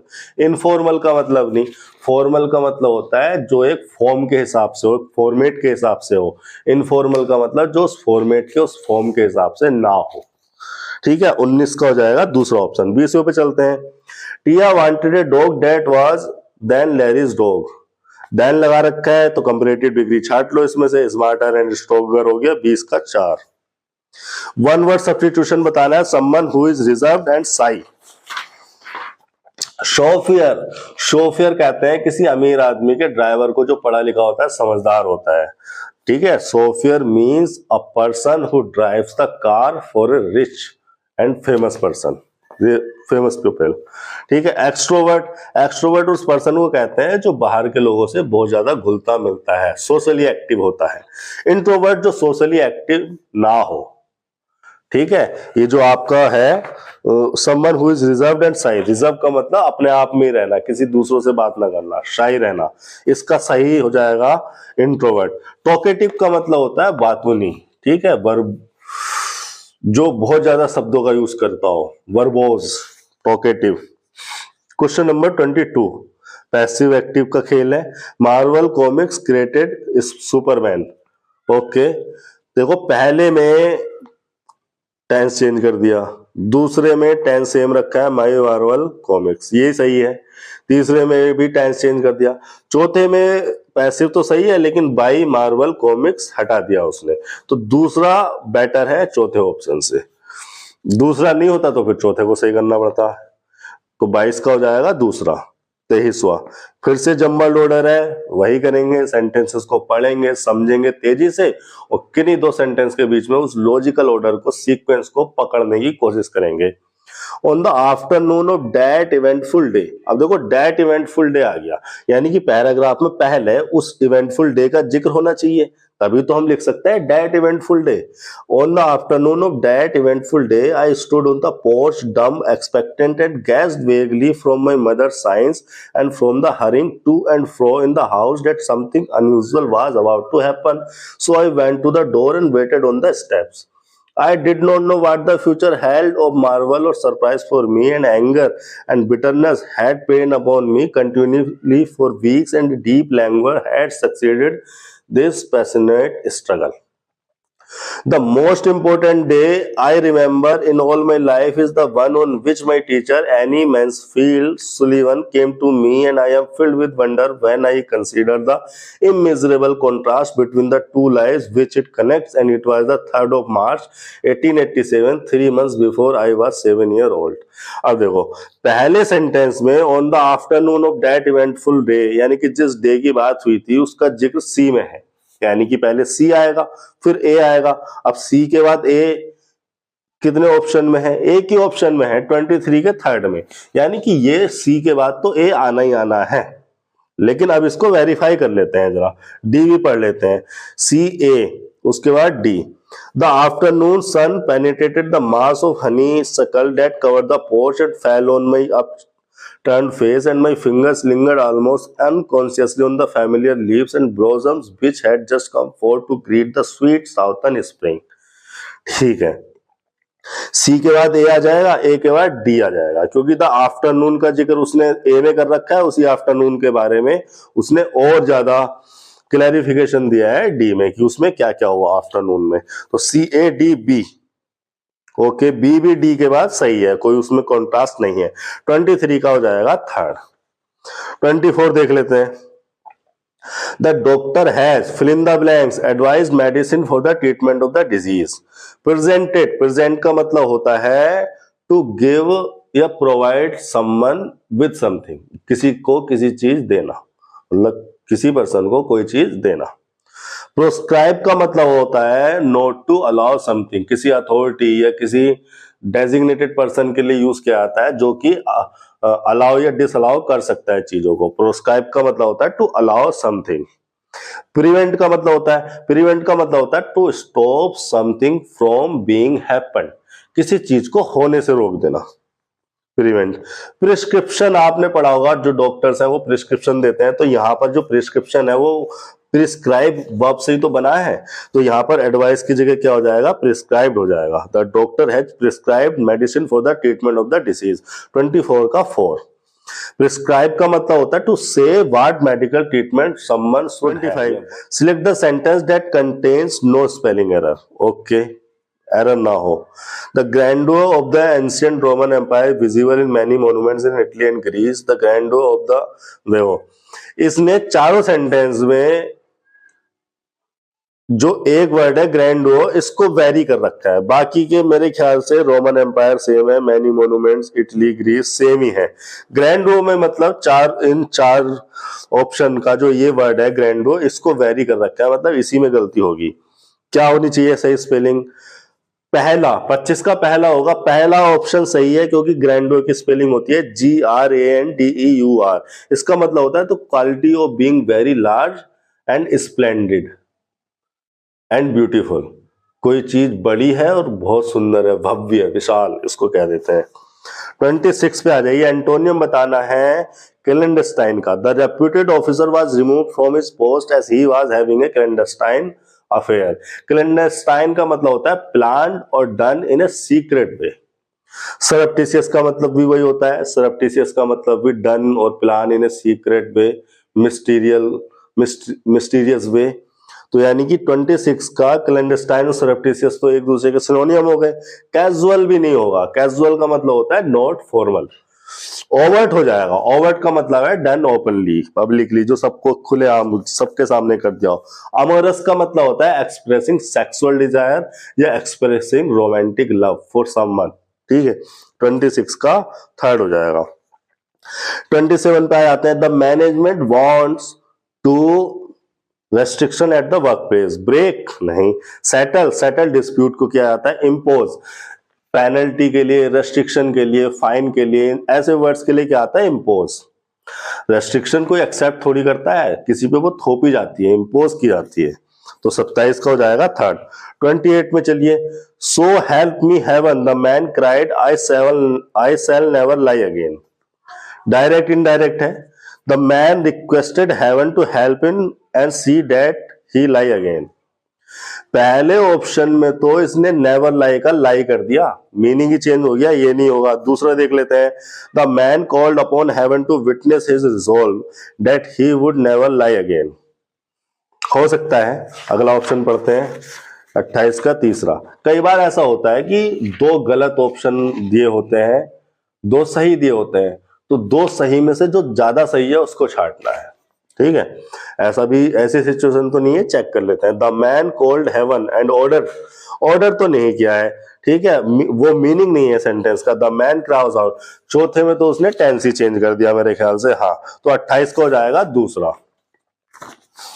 थोड़ा सा एकदम सिंपल नहीं है, लेकिन अगर आप चारों ऑप्शन को कंपैरिजन करोगे तो आपको पता लगेगा 28 का दूसरा ही होना है। 29वें में फिर से डायरेक्ट इनडायरेक्ट का खेल है। Hira inquired how I was doing being all alone in my house. ठीक है, इंक्वायर्ड सेड टू मी सब में दिया हुआ है तो वही होगा। हाउ कंजंक्शन लग रहा है तो हाउ से इंटरोगेटिव क्लोज स्टार्ट हो रही होगी। हाउ वर्ड लग रहा है, WHO वर्ड के बाद हेल्पिंग वर्ब आएगी। यहाँ पर अगर वाज हो रहा है तो वहां पर आर हो रहा होगा क्योंकि आई चेंज हुआ होगा, तो यू हो रहा होगा। How are you doing being all alone in my house नहीं होगा, योर हाउस होगा। 29 का 4। ये भी आसान है, सब बच्चे इसको कर लेंगे, सीधे कन्वर्ट करना है, दिमाग ज्यादा उसमें लगाना नहीं है। ठीक है, आगे है क्लोज टेस्ट। एक सांस ले लूं जरा, शुरू करते हैं। The effects of plastic bags on the environment are really devastating. Devastating का मतलब damaging, because there is no disposal method that will really help eliminate the problem. Problem क्या? प्लास्टिक बैग वाली प्रॉब्लम, ठीक है, आर रियली डिवास्टेटिंग। 30 का देखेंगे तो randomly नहीं, रैंडम का मतलब होता है not in order, not in order, कहीं से भी कुछ भी, ठीक है, ये भी नहीं आएगा। क्वाइट आ जाएगा, क्वाइट का मतलब होता है कंप्लीटली। बाकी के ऑप्शन देख लेते हैं। वेगली नहीं, वेगली का मतलब, वेग का मतलब होता है नॉट क्लियर, वेगली का मतलब अनक्लियरली, ये भी नहीं आएगा। सेल्डम भी नहीं आएगा, सेल्डम का मतलब होता है ऑलमोस्ट नेवर, यहाँ पे इसकी जरूरत भी नहीं है। डिवास्टेटिंग के आगे लगेगा adverb of degree, quite adverb of degree है, और ये इसका मीनिंग है कंप्लीटली। तो the effect of plastic bags on the environment are really quite devastating because there is no disposal method that will really help eliminate the problem. The biggest problem with them is that once they have been, they end up in the trash, which then ends up in the landfill or is burned. सोइल्ड, recycled नहीं, recycled होने के बाद तो trash में नहीं जाते हैं, reuse में आ जाते हैं। डिसइंफेक्टेड नहीं, मोल्डेड नहीं, मोल्ड का मतलब है बनाना, गढ़ना, तो मोल्ड होने के बाद तो ऐसा नहीं है कि सीधे ट्रैश में। सोइल्ड होने के बाद, सोइल्ड का मतलब यूज में आ जाने के बाद, जब प्लास्टिक बैग गंदे हो जाते हैं, यूज में आ जाते हैं, तो क्या होता है, वो ट्रैश में जाते हैं, उसके बाद वो लैंडफिल में जाते हैं जहां उनको जलाया जा सकता है, ठीक है। तो यहां पर 31 का हो जाएगा first, the indefinite period of time that it takes for the average plastic bag to break can be literally hundreds of years. To break, break through, break even, break out, break down. Break down सही होगा, break down का मतलब हो गया dispose होने में, या यूं कहिए कि पूरी तरह से विघटित होने में। ब्रेक डाउन का वैसे इंग्लिश में मीनिंग है स्टॉप फंक्शनिंग, स्टॉप फंक्शनिंग या कोलैप्स या टू क्राई। ब्रेक आउट का मीनिंग होता है, ब्रेक आउट का मीनिंग होता है टू स्टार्ट समथिंग सडनली, ये भी नहीं होगा। ब्रेक थ्रो का मतलब होता है, ब्रेक थ्रो का मतलब होता है to go higher than something या to force a way through something, breakthrough भी नहीं होगा। ब्रेक इवन का मतलब होता है टू हैव नो लॉस और प्रॉफिट एट द एंड या in the end of any business, at the end of any business या in the end, finally no loss और नो प्रॉफिट, जीरो पे रहना ब्रेक इवन होता है। तो 32 का हो जाएगा 4। ब्रेक डाउन का मतलब विघटित होना, क्षय हो जाना, स्टॉप फंक्शनिंग या कोलैप्स, मतलब लोएस्ट फॉर्म में आ जाना। ऐसा होने में उन्हें कई साल लगते हैं, can be literally 100 of years, सैकड़ों साल लग जाते हैं। इसीलिए तो वो प्रॉब्लम है भाई, प्लास्टिक बैग इसीलिए तो प्रॉब्लम है। Throughout the world, plastic bags are responsible for the suffocation, deaths of woodland animals as well as soil nutrients. Select the most appropriate option to fill in the blank number 4, ठीक है। Converting, soil nutrition को convert करता है, accumulate करता है नहीं। Inhibiting, inhibit का मतलब है to slow down the growth of something, जो न्यूट्रिएंट्स होते हैं उनकी ग्रोथ को स्लो डाउन कर देता है पॉलीथीन। ये बहुत बड़ा इशू है एग्रीकल्चरल सेक्टर के सामने या फार्मर्स के सामने कि पॉलीथीन का हम यूज करके इधर उधर फेंक देते हैं, और वो जब खेतों में चले जाते हैं तो वहां पे न्यूट्रिएंट्स कम हो जाते हैं, न्यूट्रिशन वैल्यू जो है मिट्टी की हमारी कम हो जाती है, और जो है जो पौधे हैं जब हम उनमें उगाते हैं, जब हम उनमें फसल उगाते हैं, तो उतनी उसकी न्यूट्रिशन वैल्यू नहीं होती। फिर न्यूट्रिशन बढ़ाने के लिए, न्यूट्रिशन वैल्यू बढ़ाने के लिए एडिशनल चीजें डालनी पड़ती हैं, जैविक खाद वगैरह डालने पड़ते हैं। ये सब एग्रीकल्चर सेक्टर की प्रॉब्लम है। हमारी प्रॉब्लम है अगला कॉम्प्रिहेंशन, ठीक है। आगे कॉम्प्रिहेंशन है, इसको फटाफट पढ़ेंगे और क्वेश्चन सोल्व करेंगे। देखो कॉम्प्रिहेंशन आसान आए या मुश्किल आए, सबसे पहले आप उसको पढ़ेंगे, पढ़ के आप उसको समझने की कोशिश करेंगे। कॉम्प्रिहेंशन अगर समझ में नहीं आता है तो इसका मतलब आपको अभी अपनी समझ बढ़ाने की जरूरत है। कॉम्प्रिहेंशन समझ में आना जरूरी है। ऐसा हो सकता है कि कॉम्प्रिहेंशन थोड़ा हार्ड आया हो, उसमें जो बहुत सारे वर्ड हैं, उसकी जो वोकैबुलरी है कॉम्प्रिहेंशन की वो इधर उधर से अनशंट दी हो, तो बिल्कुल 100% वो समझ में ना आए, लेकिन बेसिक बेसिक उसका ढांचा समझ में आना चाहिए कि वो क्या कह रहा है, किसके बारे में कह रहा है। क्योंकि यहीं से वो पूछेगा थीम क्या होनी चाहिए, यहीं से वो पूछेगा टाइटल क्या होना चाहिए। जब आपको कॉम्प्रिहेंशन का मीनिंग या समरी या यूं कहिए कि उसका जो एसेंस था वही समझ में नहीं आया, तो ना तो आप थीम बता पाएंगे, ना आप टाइटल बता पाएंगे, कुछ नहीं बता पाएंगे। मतलब 2 क्वेश्चन तो थीम और टाइटल वाले तभी होते हैं जब आपको कॉम्प्रिहेंशन समझ में आता है कि वो उसमें बताया क्या गया है, किसके बारे में बताया गया है, क्या बताया गया है। ठीक है। कई बार क्या होता है, कॉम्प्रिहेंशन को ऐसा दिया जाता है कि उसके सारे के सारे क्वेश्चन कॉम्प्रिहेंशन में ही होते हैं। तो कॉम्प्रिहेंशन पढ़ के हमें ये तो अंदाजा लग ही जाएगा कि कौन से क्वेश्चन कॉम्प्रिहेंशन के किस पैराग्राफ में थे, पैराग्राफ में नीचे थे या बीच में कहीं थे या पहले पैराग्राफ में इस बात का जिक्र आया था। तो ऐसी सिचुएशन में उन्हें ढूंढना आसान होता है। ऐसे कॉम्प्रिहेंशन होते हैं आंकड़ों वाले, जैसे ये आपका अगला कॉम्प्रिहेंशन है, ये आंकड़ों वाला है। कितने सारे आंकड़े दे रखे हैं इसने, 2022 में ये हुआ, 21 में ये हुआ। ठीक है, ये आंकड़े वाला है, तो इतने सारे आंकड़ों को ध्यान में रखना तो मुश्किल है। लेकिन अगर हम कॉम्प्रिहेंशन को पढ़ लेते हैं, समझ लेते हैं, तो हमें पता होगा कि किस आंकड़े के बारे में कहां जिक्र हुआ था। आसान हो जाएगा हमारा काम। चलो कॉम्प्रिहेंशन शुरू करते हैं, फिर आगे बात करेंगे। Total area sown under rabi crops has increased by 3.25% from 697.98 lakh hectares in 21-22 to 720.68 lakh hectares in 22-23. This is 22.71 lakh hectares more this year compared to corresponding period of 21-22. Compared with normal sown area average of the last 5 years, the increase is to the tune of 13.71% from 633.80 to 720.68 lakh hectares. The increase in area is across all crops, highest being in rice. Out of 22.71 lakh hectares increase in all rabi crops, increase in rice area is 11.20 lakh hectares from 30.505 lakh hectares in 21-22 to 46.25 lakh hectares in 22-23.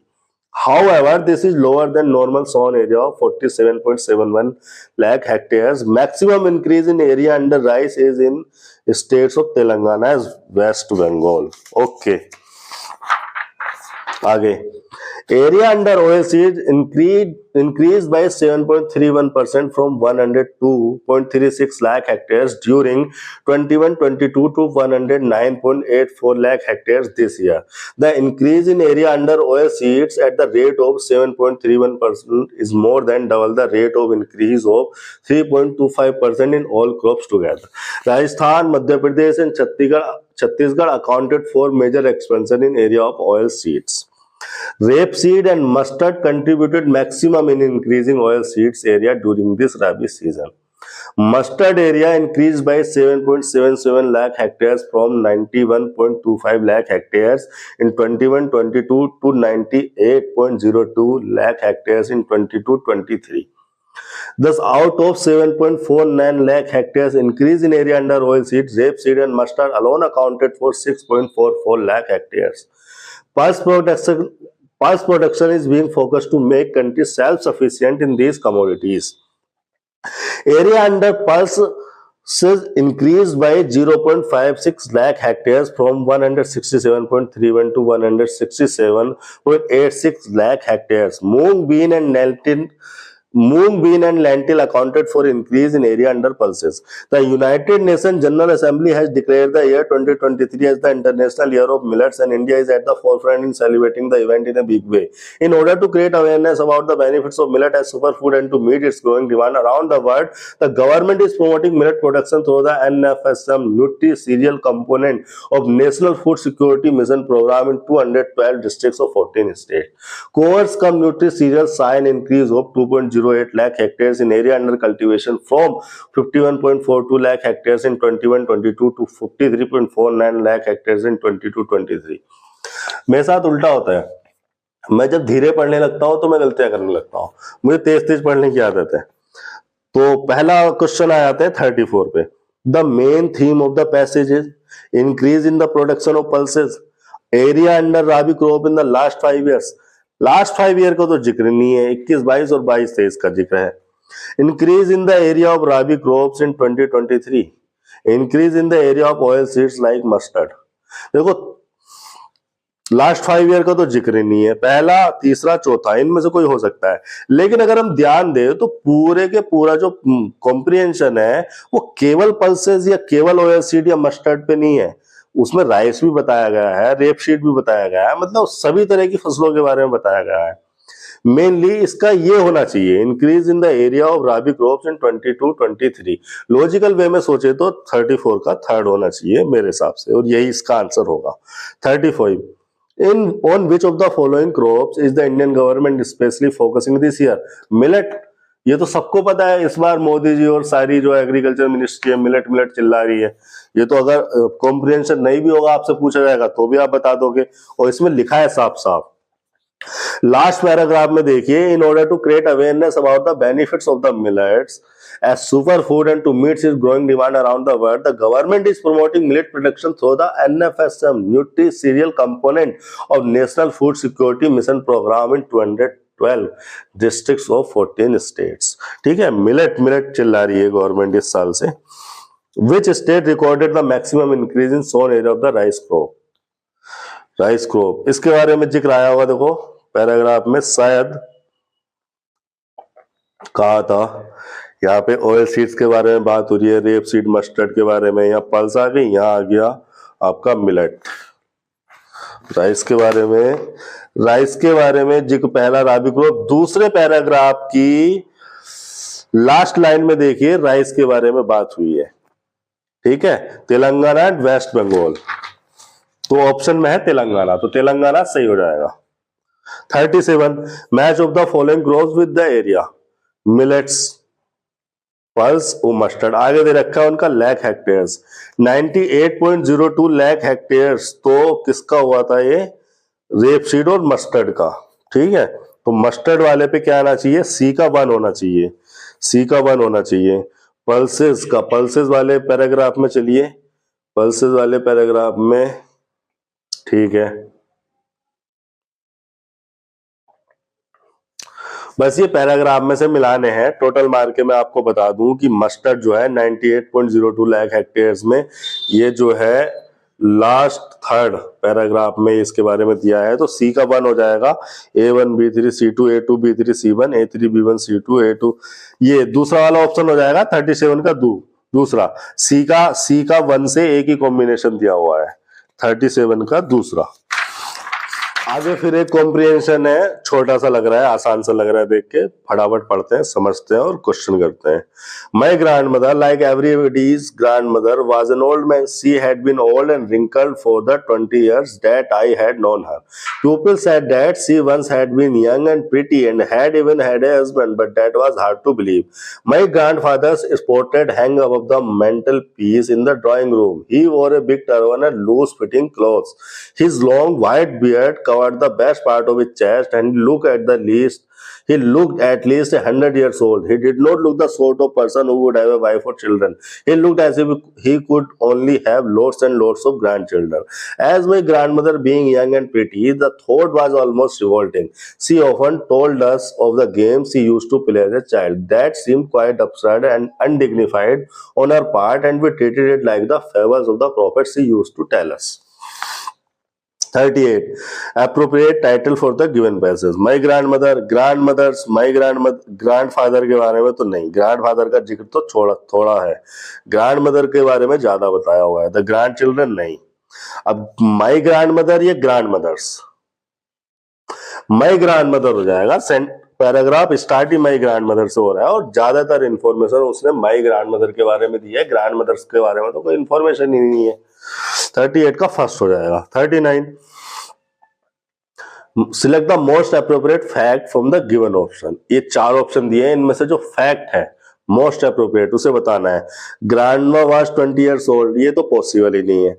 The author was 20 years old when he wrote the story. The author was 20 when grandma died. The author and grandma lived for 20 years, नहीं, पहला और चौथा तो possible ही नहीं है। दूसरा और तीसरे में देखना पड़ेगा हमें, कहीं पे ये क्लू तो दिया ही नहीं है पूरी स्टोरी में कि उसने कब लिखी, है ना। तो इसका देखो अगर आप ये दूसरा वो देखोगे जहां पे इसने 20 इयर्स का जिक्र किया था, इस सेंटेंस को पढ़ते हैं दोबारा। She had been old and wrinkled for the 20 years that I had known her. She had been old and wrinkled for the 20 years that I had known her. देखो 20 इयर्स के बारे में बताया उसने, that I had known her. जब से मैं जानती हूँ 20 इयर्स से रिंकल्ड है, यानी कि वो खुद 20 साल की है। कोई किसी को तभी से तो ऑब्जर्व करता है जब जो उसकी खुद की उम्र होती है। मैंने दुनिया को या मैंने अपनी फैमिली को, अपने मदर फादर को उतनी ही तो ऑब्जर्व किया जितनी मेरी खुद की एज है। यानी कि the author was 20 when grandma died, ये कहा जा सकता है। 40, select the most appropriate antonym of the given word. Revolting, revolting, attractive, peace, unpleasant, rebel। rebel का वो तो वही हो गया, वही सेम मीनिंग हो गया। rebel तो होगा नहीं, अनप्लीजेंट नहीं होगा, पीस का भी कोई मीनिंग नहीं, अट्रैक्टिव हो सकता है, इसका कहा जा सकता है एंटोनियम। इन चार ऑप्शन में से अट्रैक्टिव सही है। रिवोल्ट का मतलब है विद्रोह, अट्रैक्ट का मतलब है रिवोल्ट का हो सकता है, कह सकते हैं, वो काम चलाने वाली बात है। 41, select the most appropriate inference drawn from the passage. Inference मतलब क्या इन्फर करोगे इससे। Grandmother had a husband, ठीक है। People said that grandmother was pretty. Grandmother love to talk of her childhood. The author looked upon his grandmother as an old woman like every grandmother. ठीक है, ये तो पहली sentence है। पहली sentence को paragraph में दिया गया है। देखो बाकी के सेंटेंस भी पैराग्राफ से आपके कॉम्प्रिहेंशन से मैच कर रहे हैं, लेकिन मोस्ट अप्रोप्रिएट की बात है तो वो एग्जैक्टली वही लिखा हुआ है। चौथे ऑप्शन में जो लिखा हुआ है एग्जैक्टली कॉम्प्रिहेंशन में पहली लाइन में वही लिखा हुआ है, तो ये ज्यादा सही ऑप्शन होना चाहिए। आगे फिर एक कॉम्प्रिहेंशन है, इसको पढ़ लेते हैं। Amidst a maze of rocks stuck in the Aravalli mountain ranges of Haryana, a team of archaeologists discovered cave paintings they believe belong to the Upper Paleolithic age. The cave paintings have been discovered just outside the national capital and a stone's throw away from a holy grove called Mangarbani, the region's only surviving patch of primary forest. While the residents of the village have been familiar with the paintings for ages, the Haryana government's museum and archaeology department took note of them just recently. A fact-finding team was sent to the area in the last week of June. The team came across cave paintings comprising images of human figurines, animals, foliage, and geometric drawings. While some have paled over time, others are still very visible. They also discovered rock art and open-air ceremonial sites. Pranani Bhattacharya, Deputy Director of the Department of Archaeology and Museum, informed, so far cave paintings in Delhi NCR have only been found here. The paintings are yet to be dated, but at least some of them belong to the Upper Paleolithic period in all likelihood. We are viewing the paintings in continuation with the Sonayan culture, which has been found in Shivalik Hills, Narmada and Aravallis. और भी है। Most of the cave paintings found were in ochre color, but some were in white. As per experts, cave paintings in white are usually from a later stage, early contemporary era, while Stone Age paintings are more often than not in ochre. Stone Age paintings generally use red and ochre colors. Stones of these colors used to be available locally, and inhabitants crushed the stones for preparing the color for paintings, added Bhattacharya. The Upper Paleolithic age began around 40,000 years ago and lasted till around 10,000 years ago. While yet to be established for archaeological dating, Bhattacharya says the Mangar cave art is 20,000 to 40,000 years old. Bhattacharya claimed that the discovery is extremely significant, starting from the lower Paleolithic to middle Paleolithic, then upper Paleolithic. We see the evolution here. We have found significant remains from lower Paleolithic till middle and upper Paleolithic period to see explained. Though tools from the Paleolithic age have been identified earlier in parts of the Aravallis, it is for the first time that cave paintings and rock art of a large magnitude have been found in the Haryana Sea. Okay, the 42. The cave paintings found in Aravalli Hills are significant mainly because they are the only prehistoric cave paintings found in Aravalli Hills. They depict the evolution from lower to upper Paleolithic period. They have been discovered just outside the national capital Delhi. इसलिए significant है। नहीं, कोई चीज इसलिए significant थोड़ी होती है, वो कहाँ मिली, वो क्या डिनोट कर रही है, क्या उसका मीनिंग है, इससे पता चलता है ना सिग्निफिकेंस का। They are found in such a large magnitude for the first time. नहीं, ऐसा तो कोई जिक्र नहीं है। इसका होना चाहिए मेरे हिसाब से दूसरा, they depict the evolution from lower to upper palaeolithic period. यहाँ पे इसने लिखा भी है, Bhattacharya claim that, last paragraph में देखिए, Bhattacharya claim that the discovery is extremely significant. Palaeolithic मतलब lower to middle to upper palaeolithic, पूरे उस टाइम को बताते हैं। वो ऐसी पेंटिंग है जो कि सभी कुछ एक्सप्रेस करती है, lower to middle to upper palaeolithic period. ठीक है। 43, most of the cave paintings found in Mangar forest area in Haryana are in which colour. इसका तो ओक्रे होना चाहिए, ओक्रे इसने ज्यादा यूज किया है। As rock art, oh sorry white red, white भी होती है लेकिन एज पर एक्सपर्ट्स के paintings in white are usually from a later stage, early contemporary era, while stone age paintings are more often than not in ochre। ठीक है। 43 का third. 44 देखिए, the archaeological findings in the Munger forest consist of all the following except rock art, tools, ceremonial sites के paintings. Tools लिखा है ना उसने, tools तो पहले ही मिल गए थे, ये अभी इसलिए इंपॉर्टेंट है कि इसमें केव पेंटिंग्स मिली है। कहा लिखा था उसने, though tools from the Paleolithic age have been identified earlier in parts of the Aravallis, it is for the first time that cave paintings and rock art of a large magnitude have been found। Last paragraph का last line है ये। 45, which of the following statement is not correct according to the passage? The Mangar cave art is 20 to 40,000 years old। ये तो सही है, इसी time का जिक्र है, मतलब इतनी साल दिए था। Cave man crush the locally available stone for preparing the colour for paintings, ये भी सही है, इसका जिक्र आया था। The paintings comprise images of human figurines, animals, foliage and geometric drawings, ये भी सही है। यही तो था पेंटिंग्स में, पहले ही पैराग्राफ में इसका जिक्र था, पहले या दूसरे में।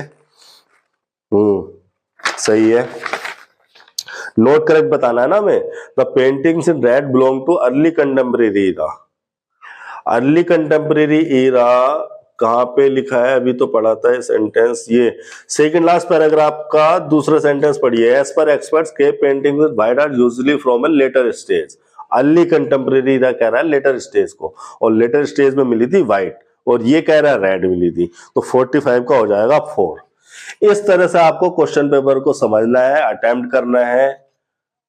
चीजों को सही तरीके से करने के लिए एग्जामिनर चाहता है कि आपकी समझ डेवलप हो। रटी रटाई चीजें, शॉर्ट ट्रिक्स आपके ज्यादा काम नहीं आएंगी। जो भी एग्जामिनर है, जो भी क्वेश्चन पेपर को मोल्ड कर रहा है, जो भी क्वेश्चन पेपर को डिजाइन कर रहा है, बना रहा है, वो जानता है कि आपने कितनी ट्रिक सीखी है। वो भी आपके और हमारे बीच का ही कोई पर्सन है जो क्वेश्चन पेपर को डिजाइन कर रहा है। वो जानता है कि आपने कौन से रूल रेगुलेशन रटे हुए हैं, कौन सी ट्रिक आप याद करके आए हो, किस टीचर से आपने कौन सी ट्रिक सीखी हुई है। 2-4 क्वेश्चन दे देगा वो जहां पे आपकी ट्रिक लग रही होगी। समझ को अगर आपने डेवलप नहीं किया, अगर आपने अपनी समझ को नहीं बढ़ाया, चाहे वो ग्रामर के बारे में हो, चाहे वो कॉम्प्रिहेंशन के और PQRS के बारे में हो, अगर आपने अपनी समझ को नहीं बढ़ाया तो आप इस तरह के क्वेश्चन पेपर में पिछड़ जाएंगे। ठीक है। जिन कॉन्सेप्ट्स का मैंने यूज किया है, उन कॉन्सेप्ट्स के बारे में मैं धीरे धीरे अपने चैनल पर वीडियोस डालता जा रहा हूं। जो वीडियोस मैं अभी तक डाल चुका हूं उनका लिंक मैं आपको डिस्क्रिप्शन में दे दूंगा, वो जान लें, वो देख लें, वो समझ लें। फिर मिलते हैं अगले पेपर के साथ। Thank you.